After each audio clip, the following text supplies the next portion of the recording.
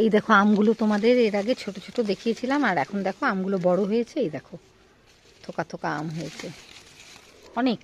এই যে অসময়ের আম, এই যে।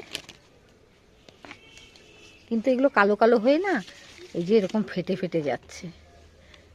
ওষুধও দেওয়া হচ্ছে কিন্তু হচ্ছে না কাজ। এই যে দেখো অসময়ের আম, শীতের আম। তাই তো বলি একটা মানুষ এত কিছু করতে পারে। এই যে লাউ ঝুলছে, এখানে ড্রাগন গাছগুলো এখানে লাগানো হয়েছে।